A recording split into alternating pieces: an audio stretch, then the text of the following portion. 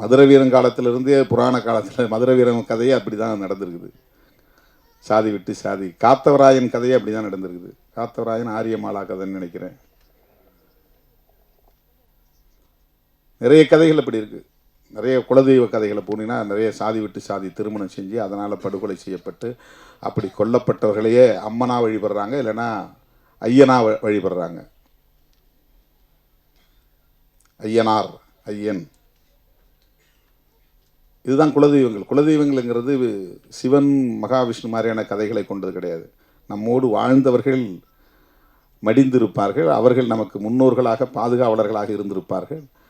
அவர்கள் அந்த நமக்காக நம்முடைய குலத்தை காப்பதற்காக ஆயுதம் ஏந்தி இருப்பார்கள், வெட்டுப்பட்டு இருப்பார்கள், களத்திலே பலியாகி இருப்பார்கள். அவர்களை நினைவுகூர்ந்து நடுகள் நட்டு அவர்களை வழிபாடு செய்கிற ஒரு முறை தான் குலதெய்வ முறை வழிபாட்டு முறையாக மாறி இருக்கிறது. அப்படி நிறைய தரவுகள் உண்டு. இப்போ நாமெல்லாம் பெருந்தெய்வங்களை கும்புற வழக்கம் நமக்கு கிடையாது.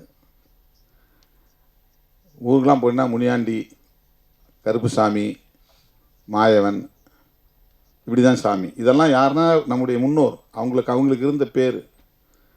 அவங்களுக்கு சாராயம் வச்சு படைப்பாங்க, கறி வச்சு கிடா வெட்டி கறி சமைச்சு படைப்பாங்க. இதெல்லாம் நம்முடைய வாழ்வியலில் இருந்த முக்கியமான கூறுகள்.